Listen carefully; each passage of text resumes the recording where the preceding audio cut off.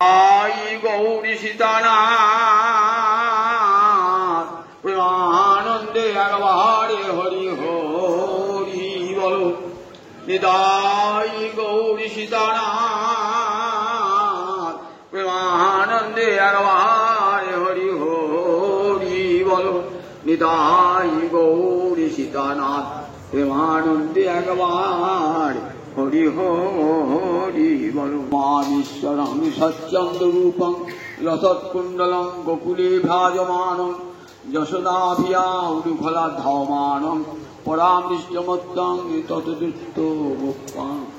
জয় রাধা দামোদর জয় রাধা দামোদর জয় রাধা দামোদর জয় রাধা দামোদর জয় রাধা দামোদর জয় রাধা দামোদর জয় রাধা দামোদর জয় রাধা দামোদর। জয় নিতাই জয় নিতাই জয় নিতাই। সমবেত ভক্তবৃন্দের চরণে আমার কোটি কোটি দণ্ডবৎ প্রণিপাত।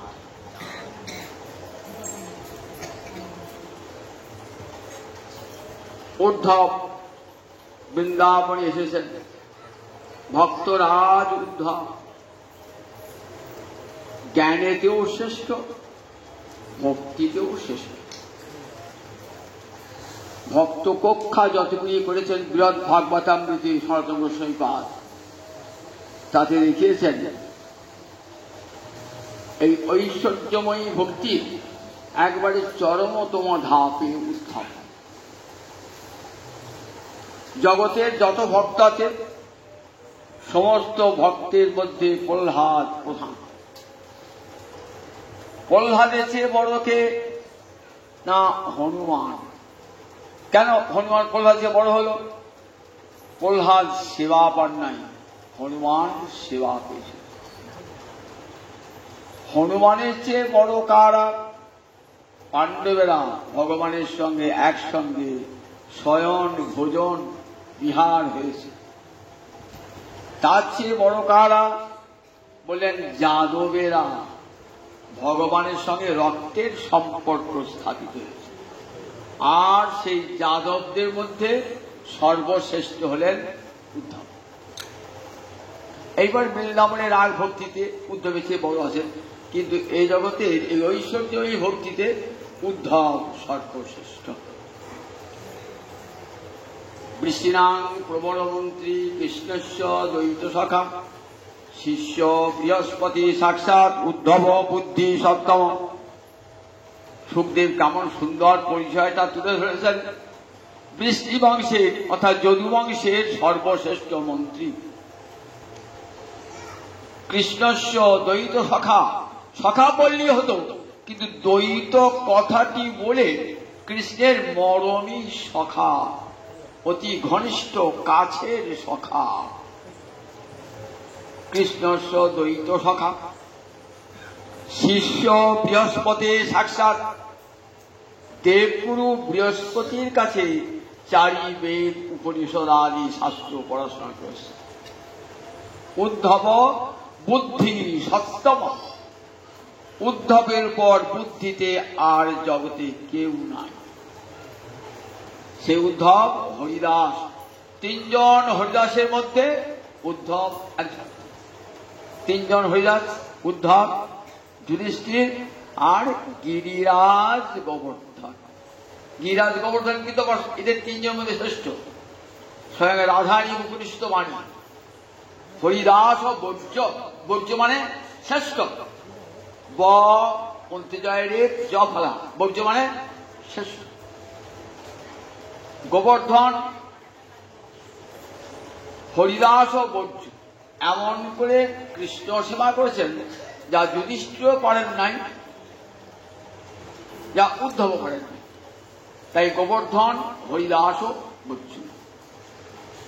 সেই উদ্ধব বৃন্দাবন এসেছেন। রাত্রিতে বিশ্রাম নেওয়ার পর নন্দ মহারাজ গিয়েছেন, পাশে বসে আছেন মা যশোদা। অনেক কথা বলেছেন, সে তাকে শুনিয়েছি। উদ্ধব ভাবছেন যে আমি সান্ত্বনাটা কিভাবে দেব। নন্দ মহারাজ এবং মা যশোদাকে সান্ত্বনা দেওয়ার কাজটা আমি যত সহজ ভেবেছিলাম তত সহজ তো মোটেই নয়। বৃন্দাবনে যে এত প্রেম আছে, এই প্রেমের খবর উদ্ধব জানতেন না। ব্রজপ্রেম উদ্ধবের জ্ঞানের সীমার বাইরে। ব্রজপ্রেম উদ্ধবের জ্ঞানের সীমার বাইরে। আমার যদি জ্ঞানের সীমার বাইরে কিছু হয় তাহলে আমি কাউকে বলবো নাকি? আমার জ্ঞানের সীমার বাইরে যদি কিছু হয় আমি প্রশ্ন করে বলতে পারবো আমার জ্ঞানের সীমার বাইরে চলে গেছে। ব্রজের যে প্রেম, নন্দ যশোদা যে প্রেম দেখছেন, সেটি উদ্ধবের জ্ঞানের সীমার বাইরে।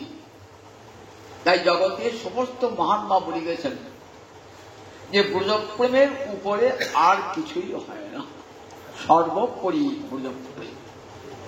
সমস্ত ধর্মের মহাত্মারা, আমরা শাস্ত্র বলি রেখেছেন, সমস্ত ধর্মের যারা মহাত্মা তারা উদাত্ত কণ্ঠে স্বীকার করেছেন যে ব্রজপ্রেমের উপরে আর কিছুই হয় না। উদ্ধব দেখছেন কি করে সান্ত্বনাটা দান করব নন্দ মহারাজকে, যশোদা মাকে, যারা নয়ন জলে ভাসছেন, যারা নিজের ছেলে বলে আর কিছুই জানেন না। জগতে এমন মানুষ আছে যারা ভাবে কৃষ্ণ আমার সন্তান, তাকে বহু সাধনায় পেয়েছি। মা যশোদা ভাবছেন আমার পেটের ছেলে। মা যশোদা তাকে শাসন করছেন। এই দামোদর দেখছেন তো, বেঁধে রেখেছেন মা যশোদা। বলেন দেখি, জগতে কার ক্ষমতা আছে ভগবানকে বেঁধে রাখে?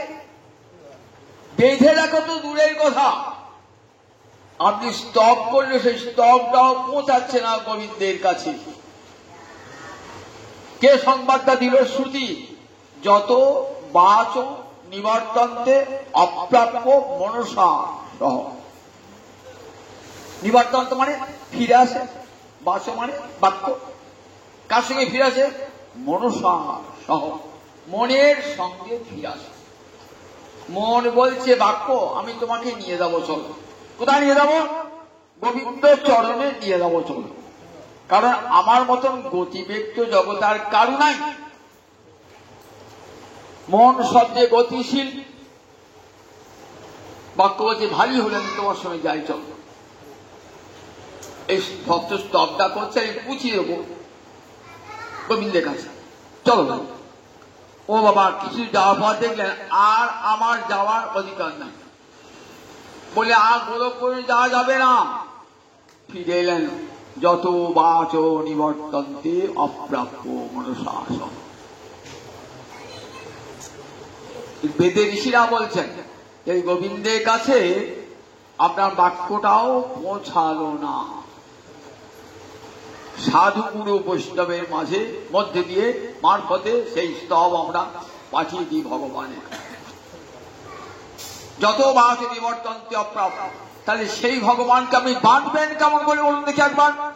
যে ভগবানের কাছে বাক্য পৌঁছাতে পারছে না, মন পৌঁছাতে পারছে না, আর সেই ভগবানকে ব্রজের একটা গোয়ালিনী বেঁধেছেন, বেঁধে শাসন করছেন। আঙুল তুলে বলছেন আর দুষ্টুমি করবি, দেখ দইয়ের ভার ভাঙার শাস্তি দেখ। তোর খাওয়া বন্ধ আজ থেকে, তোর খেলা বন্ধ আজ থেকে। বলুন দেখি কোন ভগবানে এমন লীলার মাধুরী? আঙুল তুলে মা শাসাচ্ছে, হাতে লাঠি নিয়ে মা শাসাচ্ছে। যার শাসনে চন্দ্র কিরণ দেয়, সূর্য কিরণ দেয়, বাতাস প্রবাহিত হয়, অগ্নি দহন কার্য করে, মেঘ বর্ষণ করে, আর স্বয়ং যমরাজা যার অধিকারে বসে দণ্ডদান করে, আর সেই ভগবানকে দণ্ডদান করেছেন মা যশোদা। দামবন্ধ লীলায় শুনেছেন তো? দেখুন একবার কতখানি মায়ের এই বাৎসল্য রস। উদ্ধবের জ্ঞানের সীমার বাইরে। উদ্ধব ভাবতেই পারছেন না যে আমার জ্ঞান তো অতখানি পৌঁছায় নাই। আমার মা যশোদা, নন্দ মহারাজ অত লেখাপড়া করেন নাই, তাদের অত শাস্ত্র জ্ঞানও নাই। ওই গুরুদেবের মুখে যা শোনেন। আর আমি তো এত শাস্ত্র পড়েছি, স্বর্গ থেকে পড়ে এসেছি দেবগুরু বৃহস্পতির কাছে, কিন্তু তাদের প্রেমের নাগাল তো আমি পাচ্ছি না। কি করে তাকে উপদেশ দানটা করব? উপদেশ দান করতে গেলে কিছু একটা পেতে হবে, তো উপদেশ করবো। হাউ হাউ করে কাঁদছেন, ভাবছেন বলি নন্দ মহারাজ আপনারা সত্যি ধন্য, কাঁদুন। এমনি করে আপনাদের কান্না দেখে জগতে জীব যুগ যুগ ধরে হাত। মা যশোদা তুমি কাঁদো, জগতে সবাই ছেলের জন্য কাঁদে, স্ত্রীর জন্য কাঁদে, পতির জন্য কাঁদে, ভগবানের জন্য কে কাঁদে? আর জগৎকে দেখাচ্ছেন মা যশোদা কাঁদছে, নন্দ মহারাজ কাঁদছে। যদি বলি কেঁদো না, তাহলে শাস্ত্র বিরোধী আচরণ হয়ে যাবে। আবার যদি বলি কাঁদো, তাহলে সান্ত্বনা দান করা হবে না। ভাবছেন কি বলি কি বলি। এমন সময় নন্দ মহারাজ আর অন্তরে একটা বৈকল্য এলো। কি বলে? যে কৃষ্ণ সত্যি মনে ভগবান নয়, কারণ ভগবান না হলে নারায়ণী সত্যি আবেশ করেছিল। গর্গাচার্য যখন নামকরণ করেন না, তখন বলেছিলেন এই তোমার ছেলে নারায়ণ সমগুণই, নারায়ণের সমান গুণযুক্ত, তাই বোধহয় হবে আমার গোপাল নারায়ণের সমান গুণযুক্তই হবে। উদ্ধব উদ্ধব বাবা তো ছেলেকে রক্ষা করে, কিন্তু উল্টো হয়েছে, ছেলে বাবাকে রক্ষা করেছে। দাবাগ্নি বা তো বর্ষাচ্ছ বয়ং রক্ষিতামহ, বনের আগুন থেকে আমরা রক্ষা পেয়েছি, ইন্দ্রের ঝড় বৃষ্টি রক্ষা পেয়েছি, কালিয় নাগের হাত থেকে রক্ষা পেয়েছি, বৃন্দাবনে কত কত অসুর এসে রক্ষা পেয়েছি, আমার ছেলে রক্ষা করেছে। মনের মধ্যে একটা ভাব এলো, তাহলে বোধহয় আমার গোপালের মধ্যে কিছু ঐশ্বরীয় শক্তি আছে। উদ্ধব ভাবছেন এইবার আমি বলার সুযোগ পেয়েছি, কারণ উদ্ধবের মধ্যে ঐশ্বর্য জ্ঞান, মাধুর্য জ্ঞান তো নাই। উদ্ধবের আছে কৃষ্ণের ভগবত বুদ্ধি, আর পিতানন্দ মা যশোদা আছে পুত্র বুদ্ধি। দুটোর মধ্যে কত তফাৎ দেখুন। উদ্ধবের ভগবত বুদ্ধি, উদ্ধব জানেন ভগবান জগতের সৃষ্টি স্থিতি লয়কর্তা, তিনি অচিন্ত শক্তি নিকেতন, অনন্ত শক্তির আধার। তার ইচ্ছা ছাড়া জগতের একটা পাতাও গাছ থেকে খসে পড়ে না, এটাই উদ্ধবের জ্ঞান। আর মা যশোদা কি ভাবেন? আমার গোপাল আমার পেটে হয়েছে, আমার গোপাল ননি চুরি করে করে বেড়ায়, আমার গোপাল মিথ্যা কথা বলে। দেখুন পুত্র বুদ্ধি কেমন, সে দুষ্ট হয়েছে, তাকে শাসন করতে হবে, মায়ের এই পুত্র বুদ্ধি। আর উদ্ধবের ভগবত বুদ্ধি, দুটো বুদ্ধিতে কত তফাৎ। উদ্ধব কেমন করে সান্ত্বনা দান করবেন যখন চরম বিরহে মাঝে মাঝে ঐশ্বর্য বোধ দেখা দেয়। বৃন্দাবনে মাধুর্য বড়, সেখানে ঐশ্বর্য মাধুর্যের গুণীভূত হয়ে আছে। আগের দিন বলেছি দুধ ফুটছে টকবক টকবক করে, একটা খড়ের কুটি পড়ে গেছে, আপনি ছাগনি এনেছেন, ছাগনি এনে ভাবছেন কুটিটাকে দুধ থেকে তুলে নেব, দেখছেন কোথাও হারিয়ে গেল, আবার কিছু সময় দেখছেন আবার ছাগনি আনছেন, হারিয়ে যাচ্ছে। বৃন্দাবন থেকে এমন মাঝে মাঝে ঐশ্বর্য দেখা দেয়, কিন্তু মাধুর্যে তরঙ্গে কোথায় তলিয়ে চলে যায়। গোপনে গোপনে ঐশ্বর্য সেবা করতে আসে গোবিন্দকে, গোপনে গোপনে আসে সেবা করতে আসে। মাধুর্য যেখানে মহারানী, সেখানে যেন ঐশ্বর্যের অধিকার না। উদ্ধব ভাবছেন একটু একটু একটু কুল পেয়েছি, এইবার বলি। মা যশোদা পিতানন্দ থেমেছেন, এইবার উদ্ধব বলছে যুবাং শ্লাঘ্যতম নূনাং নূনং দেহিনাম ইহ মানদ। যুবাং শ্লাঘ্যতম নূনং দেহিনাম ইহ মানদ। হে মানদ, মানদ মানে যে অপরকে মান দান করে তাকে কি বলে? মানদ। মানং দদাতি যশ, যে অপরকে মান দান করে তাকে বলে মানদ। নন্দ যশোদা কেমন করে মান দিয়েছেন উদ্ধবকে, পুত্রের বন্ধু ভেবে।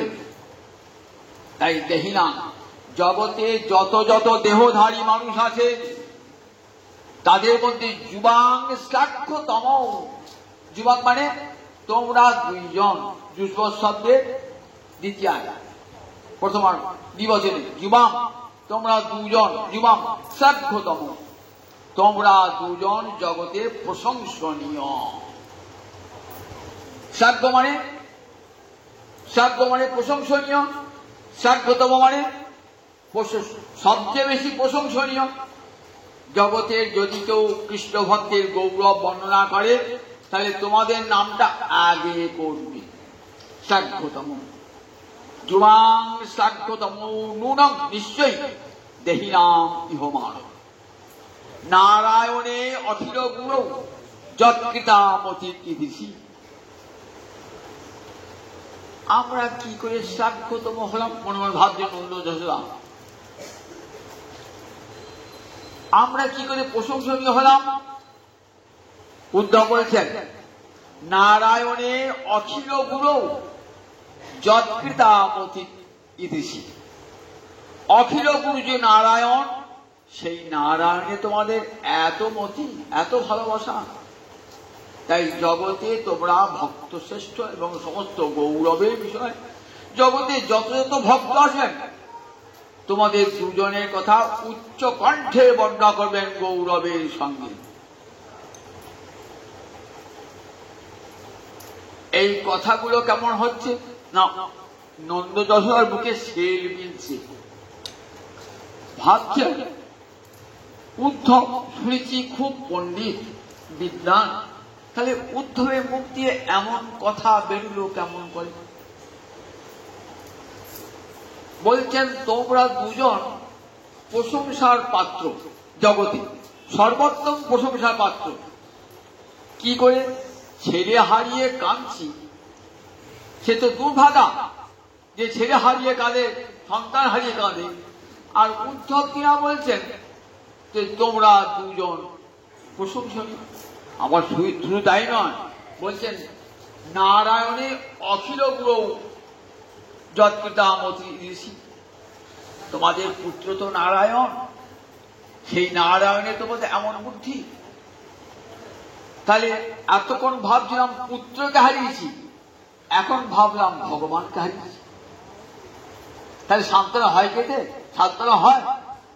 আমি ভাবছিলাম কাঁচ হারিয়েছি, পরশুরাম না কাঁচ নাকি হিরে হারিয়েছ, তখন মনটা কেমন হবে বলুন দেখি? যাক, কাঁচ হারিয়েছি বলে মনটা সান্ত্বনা পেয়েছিলাম। ও বাবা, বলছি হিরে হারিয়েছি, তাহলে কখন হবে? তাহলে কাঁচ হারিয়ে নারায়ণ, আমার গোপাল নারায়ণ।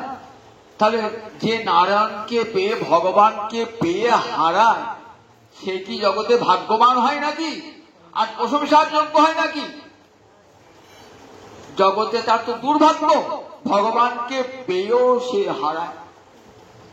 মনে মনে ভাবছেন উদ্ধবের সান্ত্বনা, এতটুকু সান্ত্বনা দান করতে পারছেন উদ্ধবের নন্দ যশোদার মনে, এতটুকু ব্যথার কোলে দিতে পারছে না। বলছেন তাতে যেন আরো বেশি ব্যথা বেড়ে গেল।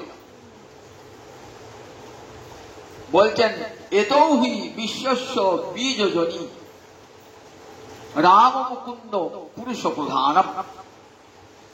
এত মানে এই দুইজন থেকে বলরাম আর কৃষ্ণ বীজজনী জগতের উৎপত্তি কারণ। বীজ আর জনি মিলিত হয়ে তবে জগতের সৃষ্টি হয়। পিতা বীজ মাতা জনি মিলনের সৃষ্টি হয় জগতের সবকিছু। বীজজনী ভগবান নিজেই জগতের বীজ, আবার জগতেই নিজের জনি। তিনি নিজেই নিমিত্ত কারণ, আবার তিনি নিজে উপাদান কারণ। এই জগতে যদি কিছু সৃষ্টি করতে হয়, মনে করুন কুমোর, সে মাটির হাঁড়ি তৈরি করছে। কুমোর হলো বীজ, আর মাটিটা হলো উপাদান কারণ। উপাদান জনি উপাদান কারণ। মাটি না থাকলে তো কুম্ভকার কখনো হাঁড়ি তৈরি করতে পারবেন না। তাহলে মাটি হলো উপাদান, কুম্ভকার হলো বীজ। এই দুটো থাকলে তবে তো হাঁড়িটা তৈরি হবে। ভগবান যখন বিশ্ব সৃষ্টি করেছেন বল, তখন নিজেই তিনি বীজ, নিজেই মম জমি মহৎ ব্রহ্ম। গীতা পড়লে পরিষ্কার আমরা যে কথাগুলি মিলিয়ে মিলিয়ে নেবেন। আর অহম বীজ প্রদপিতা, এই যে মহৎ ব্রহ্ম প্রকৃতি সেটি আমার জনি। আর অহম বীজ প্রদপিতা, আমি আবার বীজ প্রদপিতা। ভগবান নিজেই প্রকৃতি হয়েছেন, তিনি নিজেই উপাদান কারণ, আবার নিজেই নিমিত্ত কারণ। এই জগতে সৃষ্টি করতে গেলে দুটো জিনিস চাই, পুরুষ আর প্রকৃতি, মানে সৃষ্টি হবে। ভগবান নিজেই পুরুষ, ভগবান নিজেই প্রকৃতি। ভগবানের জন্য আলাদা পৃথক দরকার নাই, ভগবান নিজেই পুরুষ, নিজেই প্রকৃতি। ভগবানের নাভি থেকে যখন ব্রহ্মা উৎপন্ন হলেন, তখন কোন প্রকৃতি ছিল? ভগবান নিজেই তো। দেখুন সঙ্গে সঙ্গে ব্রহ্মা নাভি কমল থেকে উৎপন্ন হয়েছে। এই জগতে সন্তান উৎপাদন করে নারী পুরুষের মিলন থাকা চাই, কিন্তু বলুন ভগবান যখন অনন্ত শয্যায় শয়ান, তখন কোন নারী কাছে ছিল? ভগবান নিজেই উপাদান তার নাভি থেকে। আবার দরকার নয়, দরকার ভগবান স্তম্ভ থেকে আবির্ভূত হয়ে গেলেন। ভগবান নাক থেকে বড় অবতীর্ণ হলেন। তাই ভগবান নিজেই জগতের নিমিত্ত কারণ, ভগবান নিজেই উপাদান কারণ। এতৌ হি বিশ্বস্য বীজজনী। বললেন এই বলরাম এবং কৃষ্ণ পৃথিবীর নিমিত্ত কারণ, উপাদান কারণ। এমন কথা কোনদিন শোনেন নাই নন্দ মহারাজ মাঝহতা? শুনেছেন? তিনিও ভগবানের বিশ্বাসী, তার ঘরে শালগ্রাম শিলা নারায়ণ আছেন। তিনি জানেন যে নারায়ণই একমাত্র জগতের সৃষ্টিকর্তা। এই শালগ্রাম শিলাটি জগতের সৃষ্টিকর্তা নারায়ণ। তাই নারায়ণে তার সুদৃঢ় বিশ্বাস। কিন্তু তার ছেলে কেমন করে হবে, তার ছেলে কেমন করে জগতের সৃষ্টিকর্তা হবে, এটা বুদ্ধিতে আনতেই পারছেন না। পুত্র বুদ্ধি কিছুতেই যাচ্ছে না। মনে মনে ভাবছেন কি করে আমার ভগবান বিশ্বের বীজজনী, আমার পুত্র বিশ্বের বীজজনী হবে, নিমিত্ত কারণ উপাদান কারণ হবে। আমি তো গুরু মুখে শুনি যে নারায়ণ হতেই জগতের সৃষ্টি হয়েছে, তার দ্বারাই জগতের স্থিতি, তার দ্বারাই জগতের প্রলয়। উদ্ধব বলছেন দেখো সেই ভগবান অবতীর্ণ হন কেন জানো? অজ বিষণ্ণ ব্যাত্মা ভূতানাম ঈশ্বর বিশর প্রকৃতি সাম অধিষ্ঠায় সম্ভবামি আত্মমায় না। ভগবান অজ, তার জন্ম নাই বলে ভগবান একটা নাম অজ। অজ হলো আমি জন্মাই। যারা জ্ঞানী তারা বলেন ভগবান অবতার নাই, ভগবান অবতার নাই, ভগবান নিরাকার, ভগবান জন্মাবে কি ভগবান তো অজ। সেই জ্ঞানীদের মতটাই ভগবান তুলে বলছেন হ্যাঁ ঠিকই বলেছে, আমার জন্ম নাই। জ্ঞানীরা বলেন ভগবান জন্মগ্রহণ করলে কি হবে? এই জগতের বিকার গ্রহণ করতে হবে। জন্মগ্রহণ করলেই বালক থেকে যুবক, যুবক থেকে প্রৌঢ়, তার থেকে বৃদ্ধ হতে হবে। শরীরের বিকার হবে, যে কোনো উৎপন্ন জিনিসের বিকার হয়। ভগবান যদি জন্মান তাহলে ভগবানের বিকার হবে, কিন্তু ভগবান তো অপর আত্মা। আবার ভগবান এই জগৎকে নিয়ন্ত্রণ করেন, তিনি জগতের নিয়ন্তা। সুতরাং তিনি এই নিয়ন্ত্রিত জগতে আসবেন কেমন করে? বললেন, জ্ঞানী তোমার কথা ঠিক, আমি অজয়, আমি অজ, আমি অব্যয়াত্মা, আমি ভূতানাম ঈশ্বর, জগৎ নিয়ন্তা।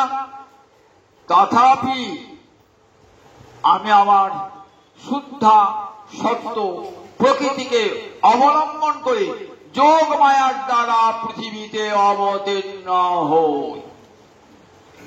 যোগ মায়া চিৎ শক্তি বিশুদ্ধ সত্য পরিণতি, তার শক্তি লোকে দেখাইতে ভক্তগণের গুণধন, এই রূপ রতন প্রকট করিল নিত্য লীলা হইতে। এই রূপটা প্রকটিত করলেন কে? আত্মমায়া, ভগবানের নিজের মায়া, যোগ মায়া। চণ্ডীতে পড়েছেন তো, কাশা মহামায়া জগৎপতে হরির শক্তি, ভগবান শ্রীহরির শক্তি যোগ মায়া। বৃন্দাবনে যত যত লীলা, গোলকে যত যত লীলা, বৈকুণ্ঠে যত যত লীলা, সব লীলা করছেন কে? যোগমায়া। এই যোগমায়ায় আমার রূপ প্রকটিত করে দেয়, তাকে অবলম্বন করে আমি পৃথিবীতে আবির্ভূত হই। কি জন্যে আবির্ভূত হই? উদ্ধব বলছেন, ক্রীড়ার্থ সাধনাং পরিত্রাণায়। ক্রীড়ার্থ, ক্রীড়া মানে খেলা। ভগবানের লীলা মানে কি? ভগবানের লীলা মানে খেলা। ভগবানের খেলাকে লীলা বলা হয়। খেলা কখন করে? মানুষ পরমানন্দে খেলা করে। কন্দুক ক্রীড়াবৎ, মহারাজা বল খেলছেন, তার বল খেলার দরকার নাই, খুব আনন্দ মাঠে নেমেছেন খেলতে। ভগবান ঠিক তেমনি আনন্দময়। ভগবান একাংশে স্থিত জগৎ, এক অংশে অনন্ত কোটি ব্রহ্মাণ্ড, আর বাকি যে তিন অংশ থাকলো সেটা কোথায় আছে? বাকি তিন অংশ অমৃতলোকে, সেটা খরচ হয় না, সেটা জমা আছে। এক অংশে আনন্দী জগৎ ভাসছে, তাহলে তিন অংশ এখনো জমা রইল একাংশে স্থিত জগৎ। ত্রিপাদস্য অমৃতং দিবি, আর ত্রিপাদ চতুষ্পাদ বিভূতির মধ্যে এক পায়ে এই অনন্ত কোটি ব্রহ্মাণ্ড। আর যে ত্রিপাদ বিভূতি রইল সেটা হইল অমৃতময় লোকের ত্রিপাদ বিভূতি।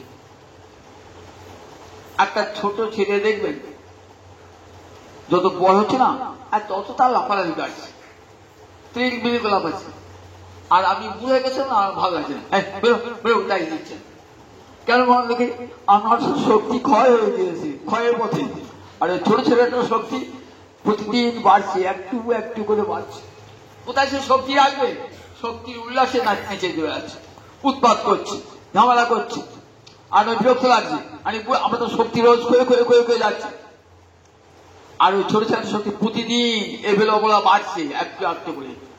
এবার শক্তির উল্লাসে সে কখনো নাচছে, কখনো বসছে, কখনো দুষ্টিমি করছে, শক্তির উল্লাস। ভগবান ঠিক তেমনি কেমন? নিরন্তর কুঞ্জ ক্রীড়া যাহার চরি, দিন রাত্রি ভগবান লীলা করছেন। ওই শক্তি, অফুরন্ত শক্তি, তার অফুরন্ত আনন্দ, আনন্দময় ভাষা। বেদান্ত শুনতে বলছেন ভগবান আনন্দময়। আনন্দময় বললে কি বোঝায়? আনন্দ শব্দের সঙ্গে যদি ময়ক প্রত্যয় যোগ করা হয় তাহলে হয় আনন্দময়। কখন আনন্দময় ময়ক প্রত্যয় প্রয়োগ হয়? প্রাচুর্য অর্থে, ব্যাপকতা অর্থে। আমরা বলি না, দেখো রাস্তাটা জলময় হয়ে গেল, মানে জলে ভেসে গেল। তিনি ভগবান আনন্দময় মানে আনন্দের বন্যা। ভগবানের আনন্দের বন্যা। এক অংশের আনন্দে অনন্তকারী ব্রহ্মাণ্ড ভাসছে, ব্রহ্মা পাগল, শিব পাগল। আর যে তিন অংশ রয়েছে কত আনন্দ বলুন দিকে একবার। আনন্দাধ্যেব খল্লিমানি ভূতানি জায়ন্তে আনন্দেন জাতানি জীবন্তি আনন্দং প্রান্তি অভিসন্ধি সন্ধি। এই আনন্দ হতেই জগতের সৃষ্টি। আনন্দের দ্বারাই যে বেঁচে আছে সেই আনন্দের আভাস আমাদের রয়েছে।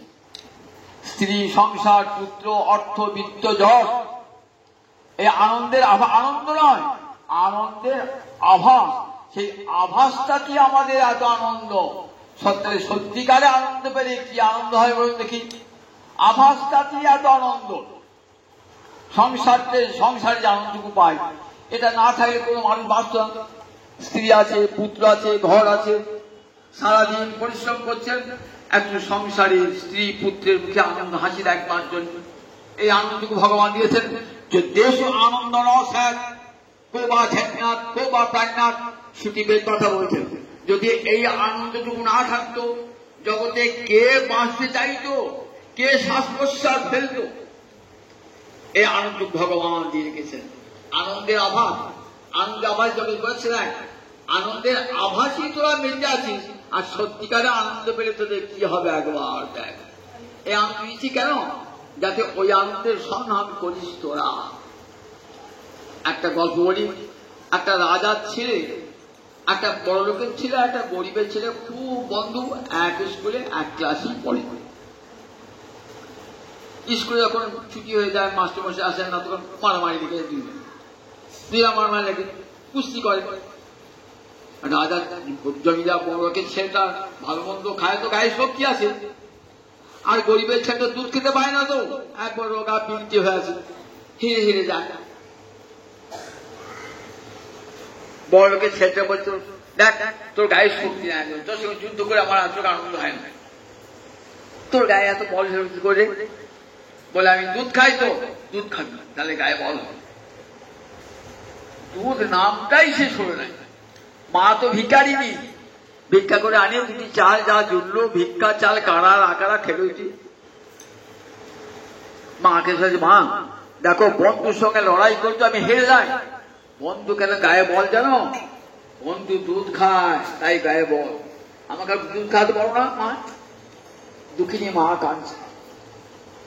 সব মায়ের ইচ্ছায় ছেলেকে ভালো মন্দ খাওয়াবো, দুধ খাওয়াবো ছেলে, তুমি কি করবে? মা তো ভিখারি, কি করে দুধ পাবেন? চাল জোটাতেই কষ্ট হয়ে যাচ্ছে। তোকে ভাবছি ছেলেটা বলে একটু দুধ খাবো, দুধ খাবো, কোথায় দুধ পাবো? একদিন ভিক্ষা করে আতপ চাল পেয়েছে।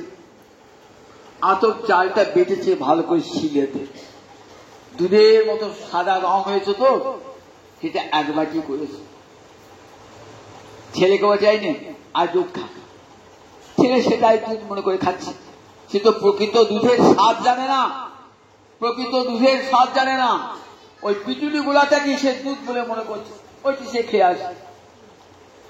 একদিন তাতে বলো গায়ে বল হবে নাকি, তাতে হেরে হেরে যায় যুদ্ধ করছে। একদিন বন্ধুর বাড়ি গিয়েছে, বন্ধুর মা জমিতে বড় লোকের ছেলে, তো আর বাড়িতে গরু আছে, টাটকা দুধ ক্ষীরের মতো করে ছেলেকেও দিয়েছে, ছেলে বন্ধুকে দিয়েছে। ছেলে গেল বন্ধু করে খা খা, বন্ধু খাচ্ছে, চমন দিচ্ছে। দুধ এত স্বাদ হয়, এত মিষ্টি হয়, এত স্বাদু হয়। মনে ভাবছে আমার মা তো দুধ খাওয়ায়, কিন্তু ওই স্বাদ পাই না, তো দুধটা খেলে পেট ভরি। মা কি বলছে, মা তুমি তো আমাকে দুধ খাওয়াও, আর আজ আমি দুধ খেয়ে এলাম। কি দুধ মা, তোমার ঠকাও নয়, দুধ খাওয়ানো তো। মা তো কাঁদছেন ঘরে কপাল দিয়ে, সত্যি তো আমি মেয়েকে বঞ্চনা করেছি, সত্যিকার তাকে দুধ খাওয়াতে পারি না। দেখুন ভগবান আমাদেরকে দিয়েছে পিটিলি গোলা দুধ, যতদিন সংসারে থাকবে না মহামায়া বলছেন পিটিলি গোলা দুধটা খা। দেখ সংসারে বউ কেমন সুখের হয়, দেখ ছেলে কেমন সুখের হয়, টাকা কেমন সুখের হয়, স্বামী কেমন সুখের হয়, দেখ অর্থ যশ বৃত্ত, দেখ এই আনন্দ আভাস দিলাম, এটা কিন্তু আমরা আনন্দ বলে মনে করি। এইটা দেখতে কি মনে হবে?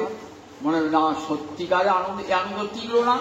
এই আনন্দ পেলাম তো বাড়ি ঘর সংসার সব পেয়েছিলাম, কিছুতে থাকলো না, আবার যদি বা থাকলেও বেশি দিন স্থায়ী হলো না। তাহলে আমি সত্যিকারের সুখ চাই, যে সুখটার কোনো দিন নষ্ট হবে না। তাই আমি যে সংসার সুখটা পাচ্ছি ওই পিটুলি গোলা দুধ, এটারও প্রয়োজন আছে। কেন? এটা খেলে তবে তো বুঝবো আসল দুধ কোনটা। কিন্তু সংসারের সুখটারও প্রয়োজন আছে। মহাজন বলেছেন সংসারের সুখটা থাকলে একটা সুখের ঠিকানা, যে সুখ বলে একটা কিছু আছে, এই ঠিকানাটা পাবো কোথায়? এই ঠিকানাটা আমরা সংসারে পাই। সেই জন্য ভগবানের সংসার লীলা, সংসারে থাকো, গারস্থ আশ্রমে থাকো, সেখানে আনন্দের সন্ধান পাবে। এই আনন্দের দাতা নিয়ে জীবন, এই আনন্দ পেতে হবে।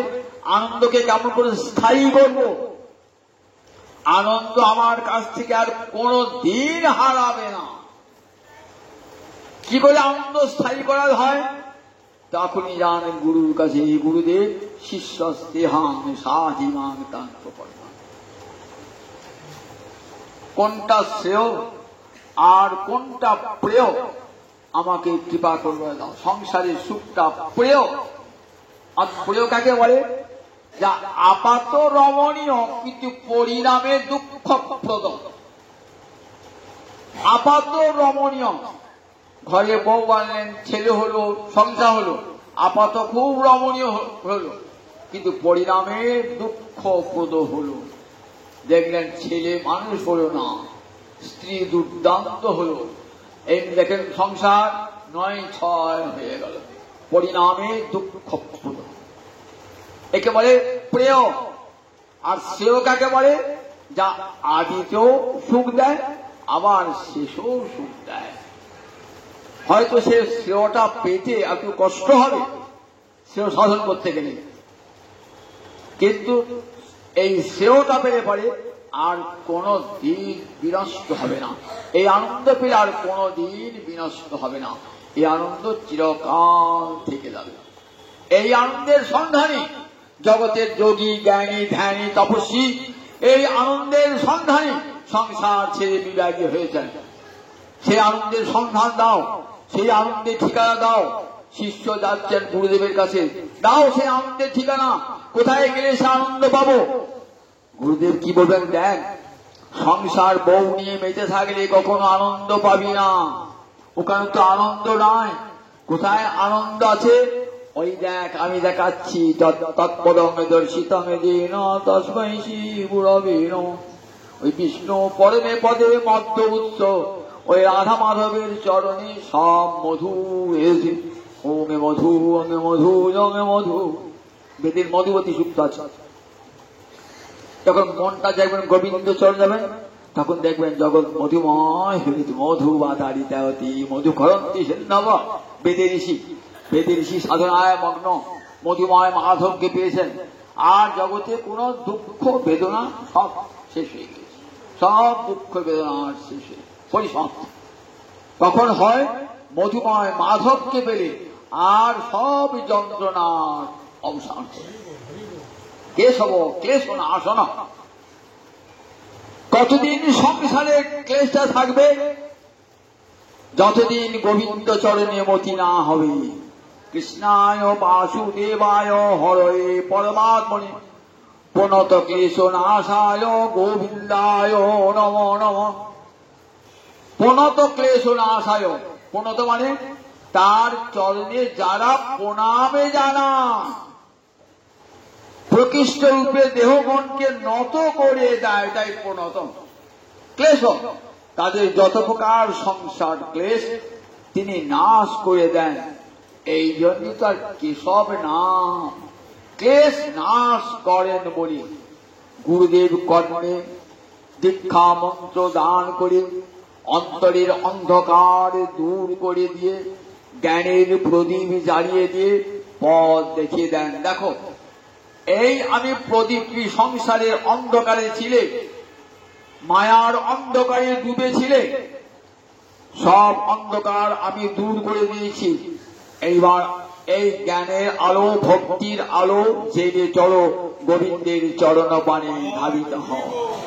দেখবে সব সুখ তোমার কাছে আপনা আপনি আসে। আর সুখের চেষ্টা করতে হবে না, আপনা আপনি সুখ আসবে। সুখের জন্য কান্ত হবে না, আপনা আপনি।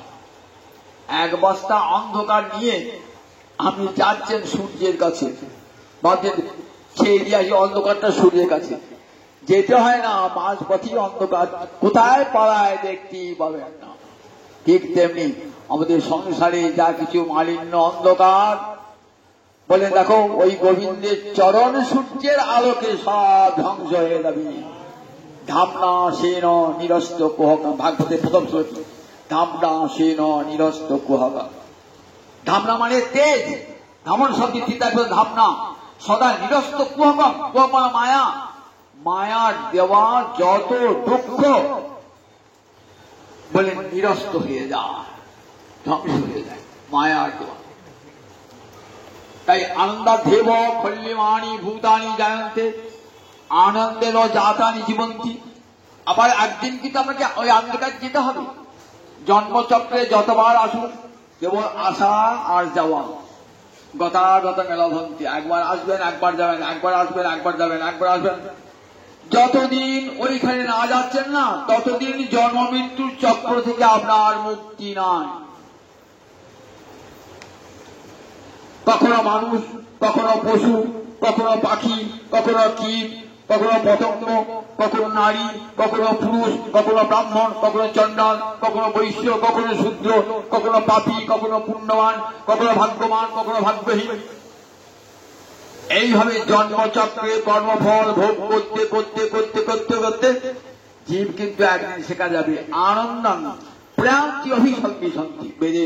বেদে ঋষি উচ্চকণ্ঠে বলছেন, যে আনন্দ জগতের সৃষ্টি হয়েছে তিনি আনন্দকে সমস্ত জীবকে বাঁচিয়ে রেখেছেন। আবার সেই পরম আনন্দের পথে একদিন ভগবান আর জীব যাবে। স্বয়ং তিনি আনন্দময় ভগবান, আনন্দময় যে ভাষা ভগবান আনন্দময়, সেই আনন্দময় উদ্ধব জানেন, সেই ভগবান আনন্দময়। উদ্ধব তো জ্ঞানী শ্রেষ্ঠ, আমার ভক্ত শ্রেষ্ঠ। বলছেন দেখো তার চরণ একবার যারা প্রয়াণকালে স্মরণ করে, উদ্ধব বলছেন জানো মহারাজ, মা যশোদা শোনো ভালো করে গান করে, প্রয়াণকালে ক্ষণকাল যদি মনটা গোবিন্দ চরণে কেউ নিবিষ্ট করে তাহলে তাকে আর সংসার ক্লেশ ভোগ করতে হয় না। মরণে যা মতি শৈব গতির ভাবে, মরণকালে আপনার যেমন মতিটা হবে পরজন্মে আপনার গতিটা সেই রকম হবে। সংসারের কথা, বোর কথা, ছেলের কথা, টাকার কথা চিন্তা করতে করতে বললেন, আবার টিকটিকি গিরগিট হয়ে ঘরে বসে ঘুর ঘুর ঘুর ঘুর করবেন। টাকা জমেছেন, একগালা পাহাড় করেছেন, সাপ হয়ে আসবেন, টাকা নিয়ে বসে থাকবেন, ভোগও লাগবে না, কিছুই লাগবে না, ন দেবায় ন ধর্মায়, এমনি করে ঘুরতে হবে যতবার। কি মানুষ পশু পাখি গুণে জনমিয়ে, অথবা কীট পতঙ্গে পরম বিপাকে, গতাগতি পুনঃ পুনঃ মতিরহু তুয়া পর সঙ্গে। মিথিলার কবি বিদ্যাপতি কবি সার্বভৌম বলছেন, আমার কর্মফলে যদি আমি কখনো মানুষ হব, পশু হব, পাখি হব, কীট হব, পতঙ্গ হব, প্রভু কর্মফল তো যা কর্ম করেছি ফল তো ভোগ করতে হবে প্রভু।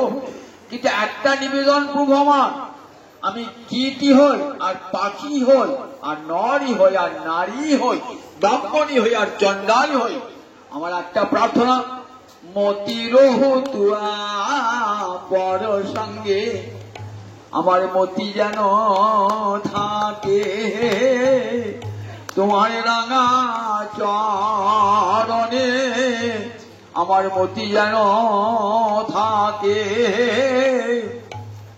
কিন্তু এই মতি থাকে না মৃত্যুকাল। দেখবেন গীতায় বলেছেন, সদা তদ্ভাব ভাবিতা। আপনি ভাবছেন সারা জীবন না বলে শেষ কালে করে দেবো, সারা জীবন যা পাই না কেন শেষকালে কিছুদিন মুখে হরিয়া আসবে না, শেষকালে মুখে হরিয়া আসবে না। তাহলে শেষকালে কিছু হরিয়া আসবে না, সদা তদ্ভাব ভাবিত। সারাতে জীবন যদি হরি বলে কাঁদেন তাহলে মরণকালেও দেখবেন হরি হরি বলতে বলতে প্রাণে পরিত্যাগ করবেন। সারা জীবন যদি হরি বলেন। রামদাস বাবার যখন প্রাণ ত্যাগ হচ্ছে, ডাক্তার নীলরতন ধর দেখছেন আর দেহের সব অংশের মৃত্যু হয়ে গেছে, আর গলার নলিটা নাম করে যাচ্ছে, গলার নলিটা নাম করছে, আর সব দেহের দাদা অংশ সব মৃত্যু ঘটে গেছে। নামে কি ফল দেখুন নামে, আর গলার নলিটা তখন নড়ছে। ভজনিতাই গৌরাধে শ্যামে জপ হরে কৃষ্ণ হরে রাম, ভজনিতাই গৌরাধে জপ হরে কৃষ্ণ হরে রাম। নয়নজয় ভাস্ত আছে নাম করেছেন, মৃত্যুকাল সেই কণ্ঠ দিয়ে হরিনাম সদা তদ্ভাব ভাবি। সারা জীবন যদি হরিনাম করেন তাহলে মৃত্যুকালে কাউকে বলাতে হবে না, আপনা আপনি জিহ্বা দিয়ে হরিনাম আসবে আপনার। আমার ঠাকুর দাদার মৃত্যুকালে আমি দেখেছি, আমি তো ক্লাস 10-এ পড়ি, আমার ভালো জ্ঞান, টাটকা জ্ঞান আছে। পাশে বসে আছে আমার বাবা, বলছে বাবা বলো হরে কৃষ্ণ হরে কৃষ্ণ। বলছে আমি বলছি তোকে বলাতে হরে কৃষ্ণ। পৈতেটা ধরেছেন, ধরে গুরু মন্ত্র জপ করছে। সবাই আমরা মৃত্যুর পর আঙুলে পৈতে ধরে জপ করছেন, গুরু মন্ত্র জপ করছেন, আর জিহ্বায় কৃষ্ণ নাম হচ্ছেন। সারা জীবন নাম করেছেন। আমি তো রামদাস বাবাজি দেখতে পাই নাই, শুনেছি। আর আমি আমার নিজের ঠাকুর দাদার নিজের চোখে দেখেছি, নিজের চোখে দেখেছি। বইতে ধরে গুরু মন্ত্র জপ করছেন, আর হরে কৃষ্ণ নাম জপ করতে করতে সব জ্ঞানে প্রাণ পরিত্যাগ করলেন। তাহলে সারা জীবন হরিনাম করার ফল নাই, সারা জীবন হরিনাম করার ফল আছে। নাম যে করছেন, নামের মালা যে করছেন গুরু উপদেশে, ভাবেন না নাম কখনো ব্যর্থ হয় না। কৃষ্ণ নাম কোনো দিন ব্যর্থ হয় না, কৃষ্ণ নাম সার্থক হবে। তাই এক উদ্ধব বলছেন, শোনো মা যশোদা, শোনো নন্দ মহারাজ, এই গোবিন্দের নাম যদি একবার কেউ ক্ষণকালের জন্য মনে মনে স্মরণ করে, তাহলে পুরাণকালে তার উত্তম গতি লাভ হয়ে যায়, সে অমৃত লোকে প্রবেশ করে। ক্ষণকাল যদি মনটা গোবিন্দ চরণে নিবিষ্ট হয়ে যায়, ক্ষণকালের জন্য মরণে যামতি শৈব গতি হবে। মানুষ চেনা যায় মরণে, ঠাকুর চেনা যায় চরণে। কথাটা মনে রাখবেন একটা, মানুষ চেনা যায় মরণে। এই মানুষটা কতখানি নাম করেছিল কখন বুঝবেন? মরণকালে। তখন বাবারে মারে বলবেন না, যত যন্ত্রণা হোক কষ্ট, কৃষ্ণ কৃষ্ণ কৃষ্ণ বলবেন। আর ঠাকুর চিনবেন চরণ, ঠাকুর বলি গো ঠাকুর হবে না, আমি অবতার হয়ে যাই, ভগবান হয়ে নেমেছি। বল দেখা তো পায়ের লোক তার ধ্বজবজ্র অঙ্কুশ চিহ্ন আছে, উপায় আছে, ধ্বজবজ্র অঙ্কুশ চিহ্ন আছে, তোমার আজার লম্বিত বাহু, বিশাল স্কন্ধ তোমার, বলছে আমি ভগবান অবতার। লোক বলে জানে না ভগবানের লক্ষণ কি, জানে না। ভগবানের গোবিন্দের দক্ষিণ চরণে 11টি, বাম চরণে 8টি, 19টি চিহ্ন, চরণ চিহ্ন রয়েছে, ধ্বজ বজ্র অঙ্কুশ ছত্রাদি রয়েছে। আছে তোমার চরণ আছে? আমি বলছি ভগবানের কি অবদান দেখো। গৌরহরি চরণে ছিল, সাক্ষাৎ দেখেছেন জগন্নাথ মিশ্র চরণে থাকা। 8 বছর আবার গুরুদেব অবতার হয়ে গেছে, ভগবান নেমে এসেছেন অবতার। দেখো দেখো কি চিহ্ন তোমার, ভগবানের আজল লম্বিত বাহু আছে, কি আছে? আর সবাই বলে আবার গুরুদেব ভগবান অবতার, বেশ অবতারই হলো, অসংখ্য অবতার ভগবান নেমে এসছে। কিন্তু মনে রাখবেন, অবতার বললেই কেউ অবতার হয় না। গৌরহরি কোনদিন বলছেন অবতার? কোনদিন বলছেন ভগবান? গৌরহরির মুখ থেকে শুনেছেন? কোনদিন বলেন নাই। আমি মায়াবাদী সন্ন্যাসী, ওগো রামরাজ তুমি ভুল চোখ দেখছো, আমি মায়াবাদী সন্ন্যাসী। ভগবান কখনো বলেন না আমি ভগবান। মুনিগণ শাস্ত্র লক্ষ্য তাকে জানতে পারেন তিনি ভগবান। তাই তোমার পুত্রের নাম ক্ষণকালের জন্য যদি কেউ স্মরণ করে বা ওই চরণ স্মরণ করে, তার উত্তম গতি লাভ হয়ে যায়। নন্দ মহারাজ এই কথাগুলো শুনছেন বটে, কিন্তু মনে বড় ব্যথা পাচ্ছেন, কষ্ট পাচ্ছেন। কেন কষ্ট পাচ্ছেন? মনে মনে ভাবছে আমার গোপালকে এরা নারায়ণ বলছে। উদ্ধব, কি করে নারায়ণ হবে আমার গোপাল? আমি তো গুরুমুখে নারায়ণের কথা প্রতিদিন শুনি। আমার গুরুদেব অবসর সময়ে, আমি রাজা হলো একটা অবসর সময়ে বসে আমি গুরুমুখে হরি কথা শুনি, দেখেছেন তো। আর আমাদের একটু টাকা পয়সা হয়ে গেলে অমুক গেলে আর গুরু কথা শুনবার সময় পর্যন্ত থাকে না। সন্ন্যাস থাকে না। ভাগবতে কত কত বড় বড় রাজা ঠিক অবসর সময় করতে হরিকথার সঙ্গে একটা সময় করিতেন। নন্দ মহারাজ বলছে, আমি তো আমার গুরুদেব আসেন ঠিক সময়ে, আমি আমার স্ত্রী বসি আর গুরুদেব শোনান হরিকথা। আমার গুরুদেব যা যা লক্ষণ বলেন, একটা লক্ষণ তো মেলে না আমার গোপালের সঙ্গে। শোনো উদ্ধব, তুই বলছো আমার গোপাল নাকি নারায়ণ। আচ্ছা, নারায়ণ তো সত্য স্বরূপ, আমার গুরুদেব বলেছেন সত্যং জ্ঞানম অনন্তম ব্রহ্ম, বেদ মাতা বলেছেন ভগবান সত্য স্বরূপ। ভাগবতের প্রতিবাদী সত্যং পরং ধীমহি, আবার শেষ শ্লোকে সত্যং পরং ধীমহি। তিনি পর সত্য নয়, পরম সত্য, তিনি সত্যেরও সত্য। তা আমার গোপাল তো মিছের কাজ, মিছে কথা ছাড়া কোনো কথা বলে না। ননি খেয়ে বলে ননি খাই নাই, যদি ভাড় ভেঙে বলে আমি ভাড় ভাঙি নাই। তা আমার গোপাল কি করে ভগবান হবে? আচ্ছা, নারায়ণ তো কোনো চুরি করা শুই নাই নারায়ণের, কিন্তু আমার ছেলের ছোটবেলা থেকে চুরি করা অভ্যাস, ছেলে চুরি করা অভ্যাস।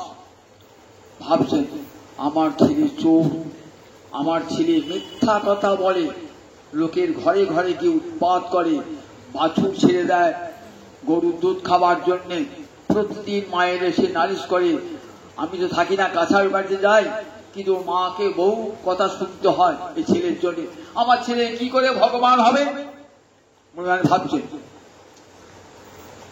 উদ্ধব ভাবছেন যে আমার উপদেশ মনে হয় নন্দ মহারাজ গ্রহণ করতে পারছেন না। যশোদা যদি গ্রহণ করতে পারতেন তার একটা সম্মতি পেতাম তো। চুপ করে বসে আছেন, চুপ করে বসে আছেন। উদ্ধব এসেছেন, তার কথা শুনতে বাধ্য, তাই শুনে যাচ্ছে। উদ্ধব ভাবছেন কোথায় আমি সান্ত্বনা দান করতে, এত পুত্র বুদ্ধি মা যশোদার পিতা আনন্দে, যে সেখানে আমার ঐশ্বর্য বোধ প্রবেশ করছে না। কেন? নিবিড় পুত্র বুদ্ধি। এক বালতি জলে হাত ধোয়াতে বলুন, সঙ্গে সঙ্গে হাতটা দিয়ে যাবে, জলটা তরল। একটা কাঠে পেরেক মারতে বলুন, দেখবেন ব্রেকটা হাতুড়ি দিয়ে মেরে দেবে ঢোকা থাকবে, কারণ তার চেয়ে ওটা কঠিন, তরল না। এবারটা লোহাতে ব্রেক মারতে বলুন, দেখবেন ব্রেকটা বেঁকে যাবে, ঢুকবে না।